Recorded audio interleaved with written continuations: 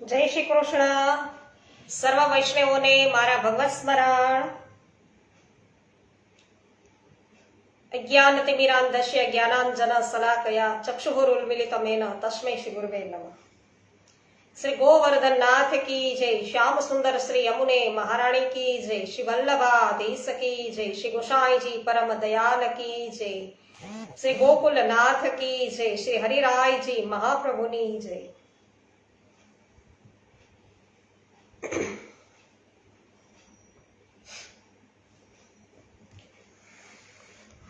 શ્રી ગર્ગ સંહિતા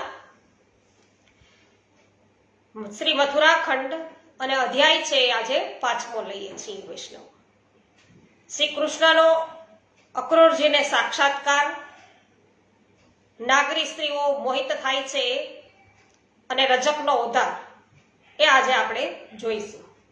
મનીષાબેન માકડિયા, જય શ્રી કૃષ્ણ, સ્વાગત છે. સર્વપ્રથમ આપ લાઈવ થયા છો, ખૂબ જ સરસ. શ્રી નારદજી બોલ્યા છે કે હે રાજન, અક્રૂર અને બળરામજી સાથે મથુરાના ઉપવન પાસે પહોંચીને યમુનાજીની નિકટ રથ રોકીને ભગવાન શ્રી કૃષ્ણ ઉતરી ગયા અને યમુનાજીનું જળ છે એનું પાન કરી પુનઃ રથ પર આરૂઢ થયા. ત્યારે બંને ભાઈઓની આજ્ઞા લઈ અને અક્રૂરજી યમુનાજીમાં સ્નાન કરવાના માટે અને નિત્ય નૈમિતિક કર્મ કરવાના માટે યમુનાજીના નિર્મળ જળમાં ઉતર્યા. યમુનાજીના જળ અગાધ હતા, તેમાં મોટા મોટા વમળો ઉઠતા હતા. અક્રૂરજીએ જોયું કે જે જળમાં બલરામ અને શ્રી કૃષ્ણ બંને ભાઈઓ ઉભા ઉભા પરસ્પર વાતો કરતા હતા. તો હે નરેશ્વર, એ જોઈ અને અક્રૂરજી ચકિત થઈ ગયા અને રથ પર જઈને જોયું તો ત્યાં પણ બંને ભાઈઓ છે એ બેઠેલા દેખાયા. તો યમુનાજીના જળમાં પણ બંને ભાઈઓ ઉભેલા દેખાયા અને રથમાં બેઠેલા પણ દેખાયા.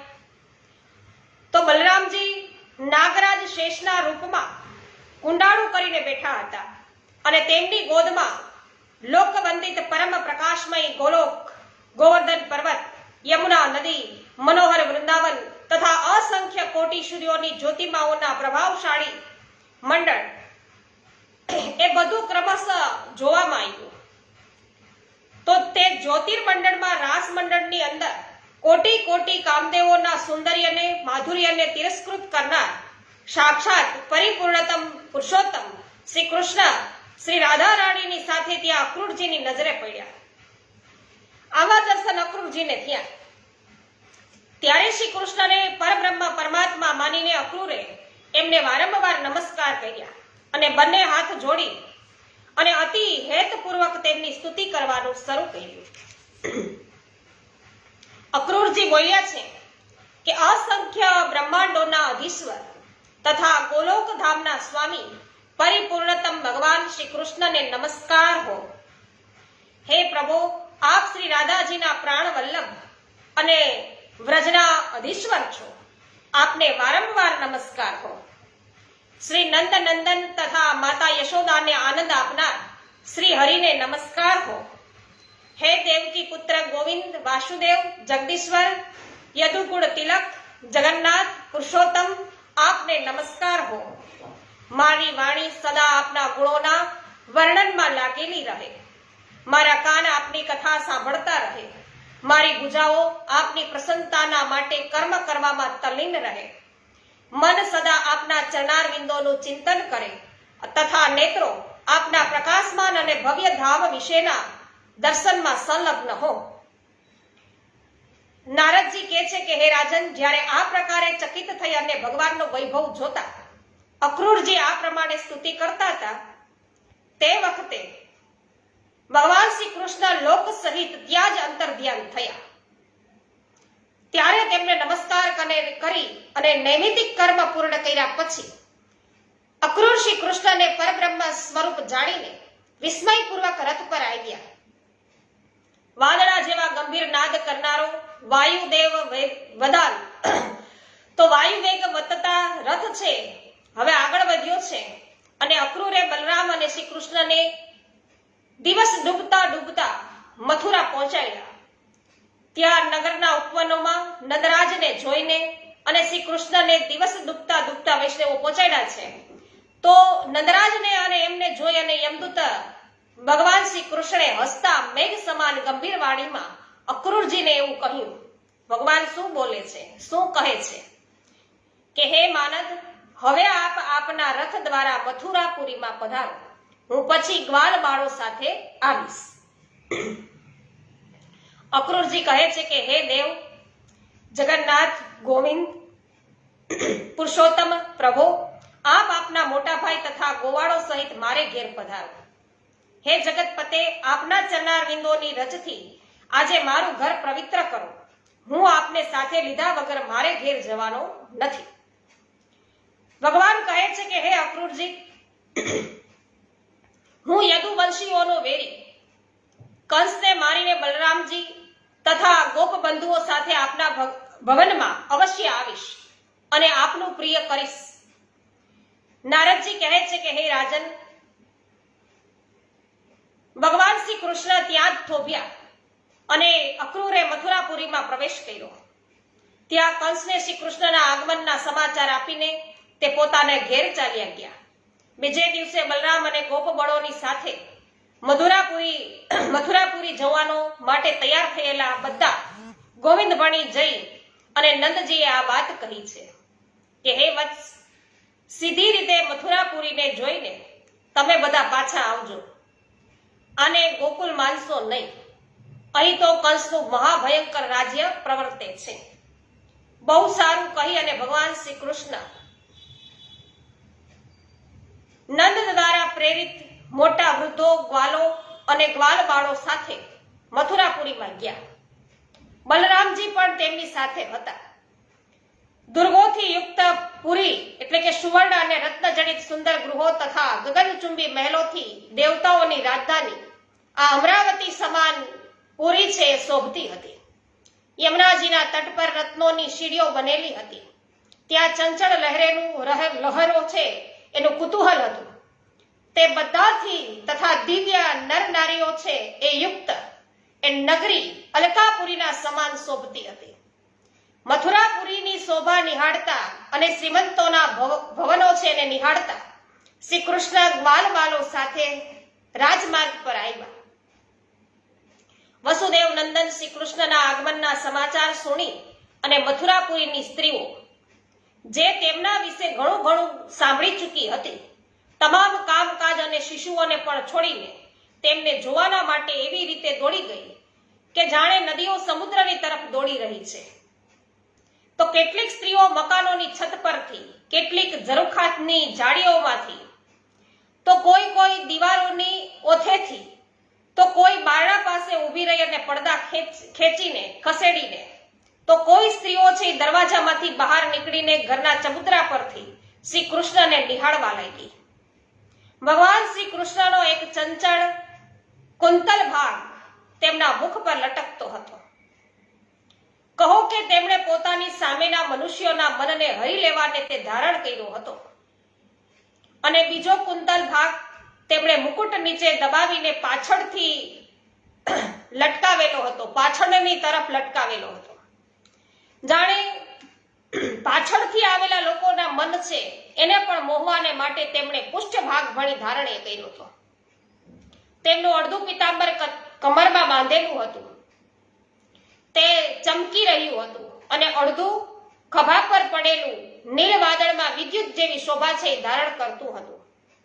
હે રાજન, તેમણે પોતાના એક હાથમાં કમળ અને વક્ષસ્થળમાં વૈજંતી માળા ધારણ કરેલી હતી. કાનોમાં નવીન મકરાકાર કુંડલો પહેરેલા અને બાળ સૂર્યના સમાન કાંતિમાન સોનાના બાજુબંધથી વિભૂષિત બાહુમંડળ વાળા અસંખ્ય બ્રહ્માંડાધિપતિ પરાતત્પર ભગવાન વસુદેવ નંદન શ્રી કૃષ્ણને જોઈને બધી નગરની સ્ત્રીઓ મોહિત થઈ ગઈ. તો આ નગરીની બધી સ્ત્રીઓ શું બોલી? નાગરી સ્ત્રીઓ બોલી કે ઓહો, વૃંદાવન કેટલું રમણીય છે, જ્યાં નંદ નંદન સ્વયં નિવાસ કરે છે. સમસ્ત ગોપગણને પણ ધન્ય છે જે પ્રતિદિન તેના મનોહર રૂપના દર્શન કરતા રહે છે. ગોપાંગનાઓને પણ ધન્ય છે. કોણ જાણે તેમણે કેવાય પુણ્યો કર્યા હશે કે જે રાસ રંગમાં તે વારંવાર તેમના અધરામૃતનું પાન કર્યા કરે છે. નારદજી કહે છે કે હે રાજન, એ રાજમાર્ગ પર એક કપડા રંગનારો રંગરેજ રહેતો હતો. તે ઘણો જ ઘમંડી અને ઉન્મત્ત દેખાતો હતો. ગ્વાલ બાળોની અનુમતિથી મધુસૂદને તેમને એવું કહ્યું કે હે મારા મહાબુદ્ધિમાન મિત્ર, અમારા માટે સુંદર વસ્ત્રો આપો. જો આપશો તો તમારું પરમ કલ્યાણ થશે, તેમાં કોઈ સંશય નથી. તે રંગરેજ કંસનો સેવક અને અત્યંત મોટો દુષ્ટ હતો. શ્રી કૃષ્ણની વાત સાંભળીને ઘી હોમેલા અગ્નિની જેમ અત્યંત ગુસ્સાથી સળગી ઉઠ્યો અને રાજમાર્ગ પર શ્રી માધવને આ પ્રમાણે એને કહ્યું. શું કહ્યું રંગરેજે? અરે કે તમારા બાપ દાદાઓએ કદી પણ આવા વસ્ત્રો ધારણ કર્યા હતા કે ઉદંડ ગ્વાલ બાળો? તમારા પૂર્વજો શું કૌપનધારી નહોતા? જંગલમાં રહેનારા ગોપો? જો તમે જીવવા ઈચ્છતા હો તો તમે બધા નગરીમાંથી બહાર ત્વરિત ચાલ્યા જાઓ, નહીં તો વસ્ત્રની ચોરી કરનારા તમે સર્વ લોકોને હું જેલમાં પુરાવી દઈશ. એટલે કે ચોરીનો આડ તમારા માથે નાખીશ અને જેલમાં પુરાવીશ. નારદજી કહે છે કે હે રાજન, આ રીતે વાત કરનાર એ રંગરેજના મસ્તકને યદુકુળ તિલક શ્રી કૃષ્ણ રમતા રમતા હાથમાં આગલા ભાગથી મચડી નાખ્યું. હે વિદેહરાજ, તેના શરીરની જ્યોતિ ઘનશ્યામ શ્રી કૃષ્ણમાં લીન થઈ ગઈ. હે રાજન, પછી તો તે બધા અનુગામી સેવક વસ્ત્રોના પોટલા ત્યાં જ છોડીને જેમ શરદ કાળમાં હવાના વેગથી વાદળા વેર વિખેર થઈ જાય છે તે જ પ્રમાણે આમ તેમ બધા નાસી છૂટ્યા. અને તે વસ્ત્રોમાંથી બલરામ અને શ્રી કૃષ્ણે પોતાના પસંદગીના વસ્ત્રો લઈ અને જ્યારે ઊભા થયા ત્યારે બાકીના વસ્ત્રોને ગ્વાલબાલો તથા અન્ય રાહદારીઓએ લઈ લીધા. એ વસ્ત્રો સી રીતે પહેરવા તે કઈ ગ્વાલબાળો જાણતા નહોતા. તેથી બલરામ અને શ્રી કૃષ્ણની નજર સમક્ષ એ સુંદર વસ્ત્રોને અસ્તવ્યસ્ત ઢંગથી પહેરવા લાગ્યા. તે વખતે એક બાળકે તે બંને ભાઈઓને જોઈને રંગબેરંગી વસ્ત્રો પહેરાવીને શ્રી કૃષ્ણ અને બળદેવને દિવ્ય વેશ છે એ કરી દીધા. તો હે રાજન, આ રીતે અન્ય ગોપ બાળકોને પણ યથોચિત વસ્ત્ર પહેરાવીને તેમણે ઘણા ભક્તિભાવ પૂર્વક શ્રી કૃષ્ણના પુનઃ દર્શન કર્યા. અને તે બાળક પ્રસન્ન થઈ અને એ બાળક છે એના ઉપર પ્રસન્ન થઈ અને ભગવાને તેમને સારૂપ્ય પ્રદાન કર્યું તથા બળદેવજીને પણ પુનઃ બળ, લક્ષ્મી અને ઐશ્વર્ય દીધું. તો આ પ્રમાણે શ્રી ગર્ગ સંહિતામાં મથુરા ખંડના શ્રી નારદ બહુલાશ સંવાદમાં શ્રી કૃષ્ણનો મથુરામાં પ્રવેશ એ નામનો આ 5મો અધ્યાય છે એ પૂરો થયો. શ્રી ગોવર્ધનનાથ કી જય. કાંતાબેન ઘુમલિયા, ગોપાલભાઈ ઘુમલિયા સ્વાગત છે. શોભનાબેન પાનસુરિયા આપનું સ્વાગત છે. હું વિચાર કરતી હતી કે શોભનાબેન તો વતન આવ્યા અને ગાયબ થઈ ગયા, દેખાતા નથી. ત્યાં આજ તમે ઉપસ્થિત થઈ ગયા. કથિરિયા વલ્લભભાઈ આપનું સ્વાગત છે. જ્યોત્સનાબેન ધામેચા સ્વાગત છે. સવિતાબેન ગોધાણી, ભાનુબેન સોની સ્વાગત છે. હેમાબેન ગુજરાતી સ્વાગત છે. તો વૈષ્ણવો, આવું છે ને એ પ્રમાણ છે આ, જો કે આપણે કોઈને હૃદયથી યાદ કરીએ તો એ આપણને દર્શન દઈ દે.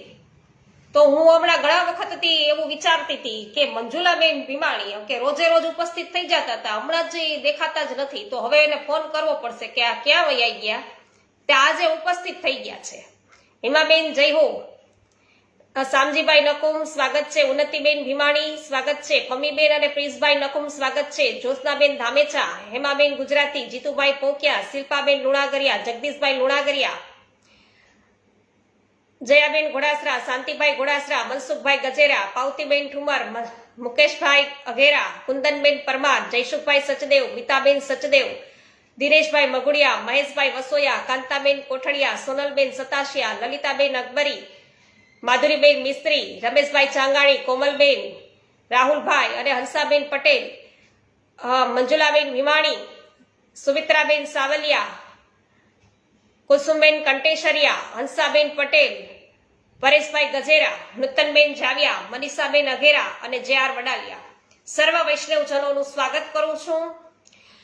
તો મનીષાબેન અઘેરા, જે.આર. વડાલિયા, પરેશભાઈ, રમેશભાઈ ચાંગાની, ગીતાબેન સૂચક, સર્વ વૈષ્ણવજનો જે આપણી પોસ્ટ શેર કરે છે, શૈલેષભાઈ દુધાત્રા, એ બધા, મહેશભાઈ વસોયા, સર્વ વૈષ્ણવજનોનો ખૂબ ખૂબ આભાર.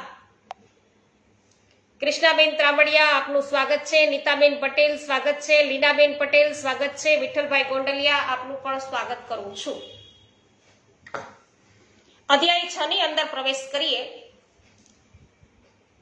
શ્રી નારદજી કહે છે કે હે રાજન, પછી ગ્વાલ બાલો સહિત નંદ નંદન શ્રી કૃષ્ણ અને બલરામ સુદામા નામના એક માળીને ઘેર ગયા, જે ફૂલોના ગજરા બનાવતો હતો. તે બંને ભાઈઓને જોતા જ માળી ઉઠીને ઊભો થયો અને તેણે હાથ જોડીને નમસ્કાર કર્યા અને ફૂલના સિંહાસન પર બેસાડીને ગદગદ વાણીમાં તે બોલ્યા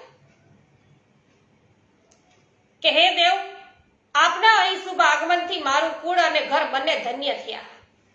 હું માનું છું કે મારા માતાના કુળની 7 પેઢીઓ અને પિતાના કુળની 7 પેઢીઓ તથા પત્નીના કુળની પણ 7 પેઢી છે એ વૈકુંઠ લોકમાં ગઈ.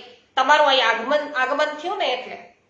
તો આપ બેઉ પરિપૂર્ણતમ પરમેશ્વર છો અને પૃથ્વીનો ભાર ઉતારવાના માટે આ યદુકુળમાં અવતાર ધારણ કર્યો છે કે તો મારા જેવા ગરીબ અતિ દિનને ઘેર પધારેલા આપ બંને ભાઈઓને નમસ્કાર હો. આપ અપરા તત્પર જગદીશ્વર છો. આ પ્રમાણે એ માળી છે એ પ્રભુની સ્તુતિ કરે છે. નારદજી કહે છે કે હે રાજન, આમ કહીને માળીએ પુષ્પોથી બનાવેલો સુંદર હાર અને ભમરાના ગુંજારવથી મકરંદ એટલે ફૂલેલ આદિ ઇતર નિવેદન કરી અને પ્રણામ કર્યા. બલરામ સહિત ભગવાન શ્રી હરિએ તે પુષ્પ રાશિને ધારણ કરીને નજીકના ગોપોને પણ આપ્યા અને હસ્તે મુખડે માડીને એવું કહ્યું કે હે સુદામન, મારા ચરણાર બિંદોમાં સદા તારી ગુરુતર ભક્તિ બની રહો. મારા ભક્તોનો સંગ પ્રાપ્ત થાઓ અને આ જ જન્મમાં તમે મારા સ્વરૂપની પ્રાપ્તિ કરો. પછી બળદેવજીએ પણ તેના કુળમાં નિરંતર વૃદ્ધિ થનારી લક્ષ્મી પ્રદાન કરી. હે રાજન, પછી બંને ભાઈઓ ત્યાંથી ઉઠી અને બીજી ગલીમાં ગયા. ત્યાં માર્ગમાં એક કમલ નયનની કામિની જઈ રહી હતી. તેના હાથોમાં ચંદનનું અનુલેપ પાત્ર હતું. એ યુવતી અવસ્થામાં હતી પણ શરીરે કુબડી દેખાતી હતી. માધવે એને પૂછ્યું. શું પૂછ્યું માધવે? કે હે સુંદરી, તું કોણ છે? કોની પ્રિયા છે? આ ચંદન કોના માટે લઈ જાય છે? અમને બંનેને પણ આ ચંદન આપો, તેથી શીઘ્ર તારું કલ્યાણ થશે. તો એ સુંદરી બોલી છે કે હે સુંદર શિરોમણે, હું તો કંસની દાસી છું. હે મહામતે, મારું નામ કુબ્જા છે. મારા હાથેથી ઘસેલું ચંદન ભોજરાજ કંસને ઘણું જ પ્રિય છે. અત્યાર સુધી તો હું કંસની દાસી રહી છું, પણ અત્યારે આપની સમક્ષ હું ઉપસ્થિત છું. હાથીના સુંડદંડ જેવા આપના બલિષ્ઠ ભુજદંડ છે, તેમાં મારું મન છે એ લાગેલું છે. આપ બંને ભાઈઓને છોડીને બીજા કયા આવા પુરુષ છે જે આ ચંદન અનુલેપનને યોગ્ય હોય? આપ બંને ભાઈઓના સમાન સુંદર રૂપ તો ત્રિભુવનમાં બીજે ક્યાંય નથી. નારદજી કહે છે કે હે રાજન, હર્ષ ભરેલી કુબ્જાએ બંને ભાઈઓ માટે સિનગ્ધ એવું અનુલેપન પ્રદાન કર્યું. એ અંગરાગથી બંને બંધુઓ બલરામ અને શ્રી કૃષ્ણ ઘણા જ શોભતા હતા. વ્રજના અન્ય બાળકોએ પણ થોડું થોડું એ દિવ્ય ચંદન ગ્રહણ કર્યું. કુબ્જા 3 જગ્યાએથી વાંકી હતી. શ્રી કૃષ્ણે તેને તત્કાળ સીધી કરવાનો વિચાર કર્યો. સર્વવ્યાપ્ત પરમાત્માએ પોતાના ચરણો દ્વારા તેના પગના અગ્રભાગને દબાવીને હાથેથી 2 આંગળીઓથી તેની દાઢી પકડી લીધી અને લોકોના જોત જોતા તેને 3 જગ્યાએથી વાંકા શરીરને ઊંચું કર્યું. પછી તો તે જ વખતે છડી સમાન દેહવાળી અત્યંત રૂપ સૌંદર્યથી સંપન્ન તરુણી થઈ ગઈ અને પોતાના તેજથી રંભાને પણ તિરસ્કારવા લાગી અને તેના હૃદયમાં કામ ભાવ પેદા થયા અને તેમનાથી વિવળ થઈ અને પવિત્ર મલકતી એ સુંદરી શ્રી હરિના વસ્ત્ર પકડીને આ પ્રમાણે કહેવા લાગી, હે સુંદર પ્રવર, હવે તમે શીઘ્ર મારે ઘેર ચાલો. નક્કી હું તમને છોડી શકીશ નહીં. તમે તો સૌના મન હરનારા છો, સૌના મનના જાણનાર છો, તો મારા પર કૃપા કરો. રસિક શેખર માનદ, તમે મારા મનને ઘણા વેગથી મથી નાખ્યું છે.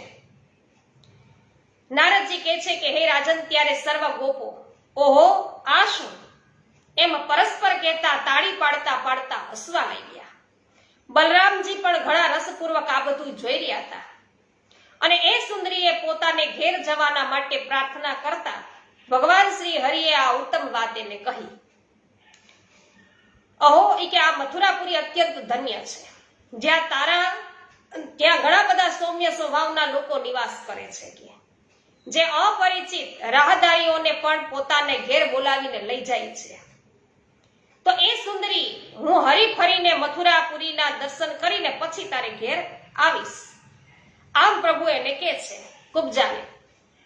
તો હે રાજન, પ્રેમભરી વાણી દ્વારા આમ કહીને શ્રી કૃષ્ણે તેને હાથેથી પોતાના દુપટ્ટાનો છેડો છે ખેંચી લીધો અને રાજમાર્ગ પર આવતા વધતા બધા માણસો છે તો એ બધા જોઈ રહ્યા, એ બધા વિખરાયા અને પ્રભુ આગળ વધતા કેટલાક શ્રીમંત વેશ્યો છે એ પણ એને દેખાણા. તો એ ઉત્તમ બુદ્ધિવાળા વેશ્યોએ પાન, ફૂલ, અત્તર, દૂધ અને ફળ આદિ દ્વારા શ્રી હરિનું પૂજન કરી અને તેને ઉત્તમ આસન પર બેસાડ્યા અને તેમના ચરણોમાં પ્રણામ કર્યા.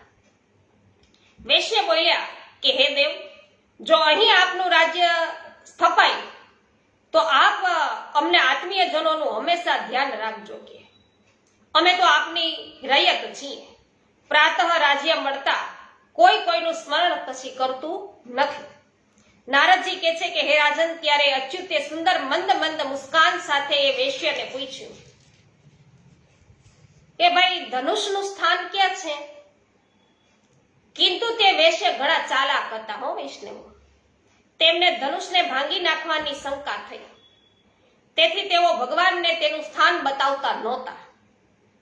કિંતુ તેના રૂપ, ગુણ અને માધુર્યથી મોહિત થઈ જે અન્ય મથુરાવાસી હતા તેઓ તેમને ધનુષ બતાવવાની ઈચ્છાથી એવું બોલ્યા કે કુમાર આવો, ધનુષ્ય જુઓ. કે ત્યારે તેમણે બતાવેલા માર્ગે શ્રી કૃષ્ણે ધનુષ શાળામાં પ્રવેશ કર્યો.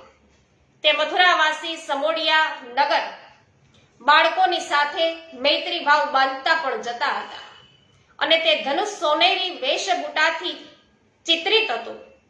તેની લંબાઈ 7.5 તાડના બરાબર હતી. દેખાવમાં તે ઇન્દ્રધનુષ જેવું માલુમ પડતું હતું. તે એટલું બધું ભારે હતું કે 5000 મનુષ્ય એક સાથે મળીને ઉચકે ને તો જ એ ઉચકાય, અથવા તો એક સ્થળેથી બીજી સ્થળે છે એને લઈ જઈ શકે. 5000 ભેગા થાય ને માણસો ત્યારે. તો 8 ધાતુઓનું તે બનેલું હતું અને એ કઠોર ધનુષ 1 લાખ ભારના સમાન ભારે હતું.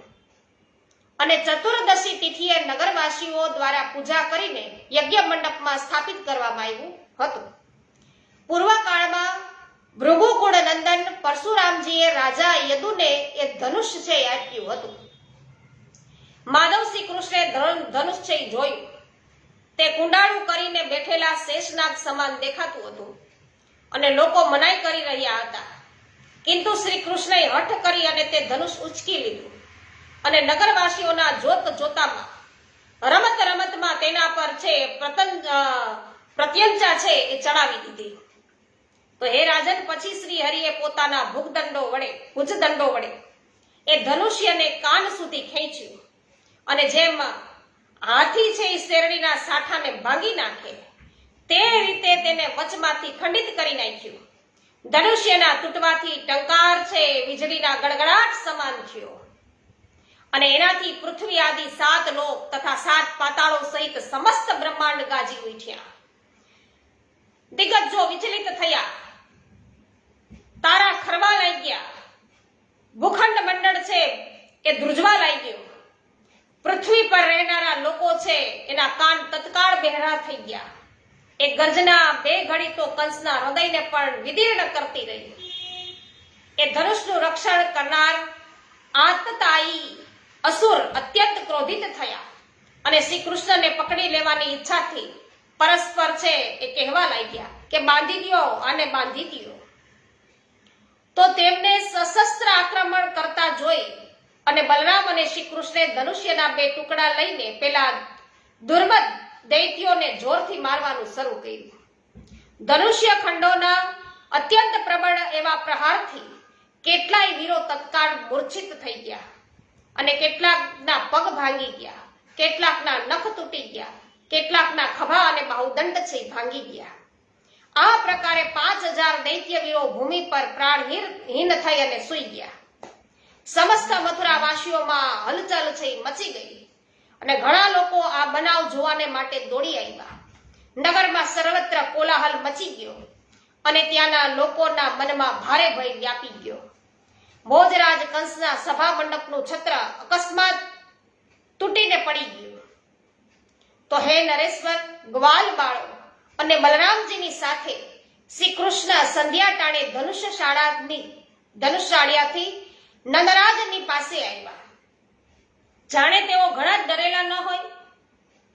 તો ગોવિંદનું એ અદ્ભુત સુંદર રૂપ જોઈ અને મથુરાપુરીની વનિતાઓ વિશેષ રૂપે મોહિત થઈ ગઈ. તેમના વસ્ત્રો ખસી ગયા, ગૂંથેલા અંબુડા હતા એ ઢીલા થઈ ગયા, હૃદયમાં પ્રેમ જનિતા પીડા છે જાગૃત થઈ ગઈ અને તે પોતાની સખીઓને એવું કહેવા લાગી. શું કહેવા લાગી? નગરની સ્ત્રીઓ પોતાની સખીઓને કે હે સખીઓ, કરોડો કામદેવોની કાંતિ ધારણ કરેલ શ્રી હરિ ઘણી જ ઉતાવળે મથુરાપુરીમાં સ્વચ્છંદપણે વિહરવા લાગ્યા અને જે કોઈ યુવતીઓ એને જોવે છે તે અમારા જેવી બધી સ્ત્રીઓના સર્વ અંગોમાં તે અનંગ થઈને સમાઈ ગયા છે. તો કેટલીક એવી ચતુર સ્ત્રીઓ શું બોલી કે આ નગરીમાં શું એવી ક્રૂર સ્ત્રીઓ નથી કે જે અનંગ મોહન શ્રી કૃષ્ણના બધા અંગોને ટકુર ટકુર જોતી હોય? અમે બધી પરમાનંદમય સર્વાંગ સુંદર શ્રી કૃષ્ણને ભરી આંખોથી નથી નિહાળતી? હે સખી, કોઈના કોઈ એક અંગમાં સૌંદર્ય માધુર્ય દેખાય છે અને ત્યાં અમારા નેત્રો છે એ પતંગ સમાન તૂટી પડે છે, પરંતુ જે સર્વાંગ સુંદર અને મનોહર છે તેને કેવળ નયનોથી પરિપૂર્ણ કેવી રીતે જોઈ શકે છે? તો નંદનંદનના અંગે અંગ સુંદર છે,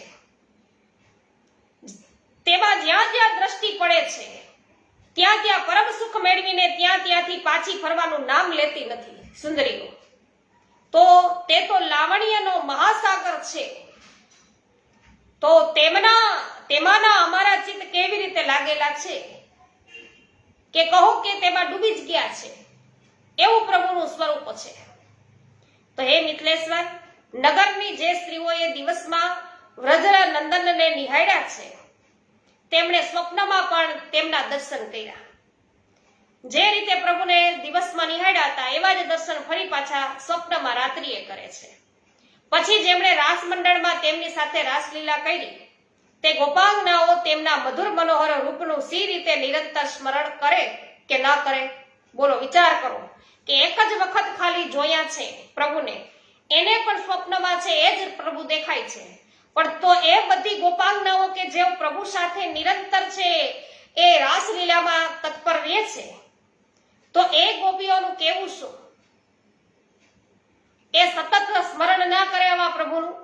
ઉઠતા બેસતા જાગતા ઉઠતા કામ કરતા એને હર હંમેશ પ્રભુ જ પ્રભુ છે એનું સ્મરણ છે, એટલા માટે છે. તો આ પ્રમાણે શ્રી ગર્ગ સંહિતામાં મથુરા ખંડના શ્રી નારદ બહુલાશ્ચ સંવાદમાં મથુરા દર્શન નામનો આ 6થો અધ્યાય છે એ પૂરો થયો. શ્રી ગોવર્ધનનાથ કી જય. માલતીબેન કનાડિયા આપનું સ્વાગત છે. હેમાબેન ગુજરાતી આભાર. જુલીબેન સકરેલિયા આપનું સ્વાગત છે. જયશ્રીબેન થાનકી આપનું સ્વાગત છે. જયશ્રીબેન પટેલ આપનું સ્વાગત છે, કોઈ વાંધો નહીં. પારસભાઈ ભુવા સ્વાગત છે. રમેશભાઈ જય હો. હેમાબેન જય હો. હંસાબેન પટેલ જય હો.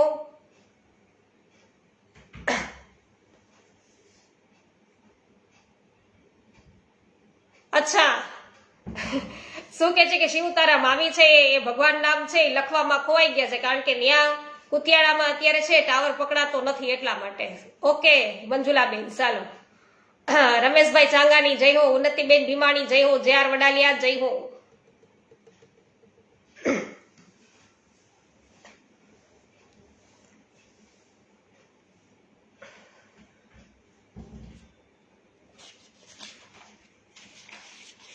વૈષ્ણવો, હવે અધ્યાય 7મો છે એ તો આપણે આવતીકાલે જ લઈશું. અને આજે એક હિંડોળા પદ 11 છે, આજે એકાદશી, તો એક હિંડોળાનું પદ છે આપણે લઈ અને પછી વિરમીએ. શ્રી વલ્લભાધીશ કી જય.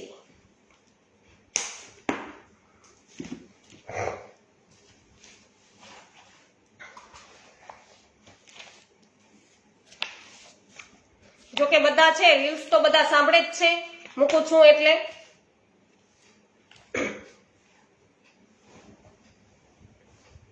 એ હારે ઝૂલે ઝૂલે શ્રીનાથજી ઝૂલે, હારે ઝૂલે ઝૂલે શ્રીનાથજી ઝૂલે, હારે દેખી વૈષ્ણવ નાયા ફૂલે, શ્રીનાથજી ઝૂલે, હારે સોનાનો ઈંડોળો બાંધ્યો, હારે ને રત્ન માણેકે બાંધ્યો, હારે ને રત્ન માણેકે મળ્યો, શ્રીનાથજી ઝૂલે, હારે જાય ઝૂલનો ઈંડોળો બાંધ્યો, હારે માં ગુલાબ ને મોગરો ભર્યા, શ્રીનાથજી ઝૂલે,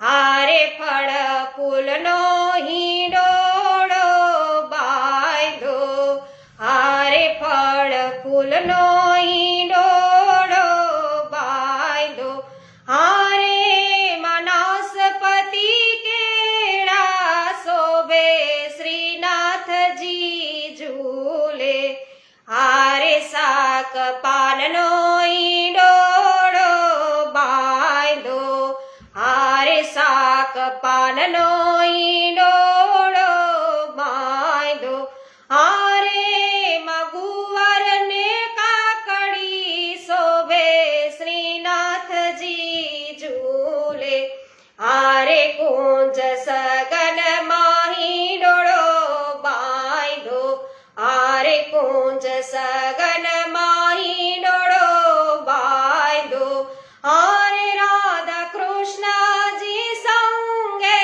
ઝૂલે, શ્રીનાથજી ઝૂલે, હારે લલિતાજી ઝૂલાવે હેતે, હારે લલિતાજી ઝૂલાવે હેતે, હારે સત્યભામાજી ચામર ઢોળે, શ્રીનાથજી ઝૂલે, હારે શ્રી વલ્લભના સ્વામી છે વસિયા, હારે મારા હૃદય કમળમાં વસ્યા, શ્રીનાથજી ઝૂલે, એ હારે ઝૂલે ઝૂલે શ્રીનાથજી ઝૂલે, એ હારે દેખી વૈષ્ણવ નાહૈયા ફૂલે, શ્રીનાથજી ઝૂલે.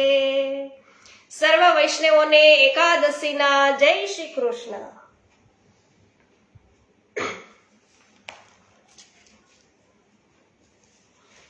જય હો રમેશભાઈ, હેમાબેન જય હો. અચ્છા, ટ્રાવેલિંગ કરી રહ્યા છે છતાં પણ લાઈવ છે. જય હો હેમાબેન, જયશ્રીબેન આભાર.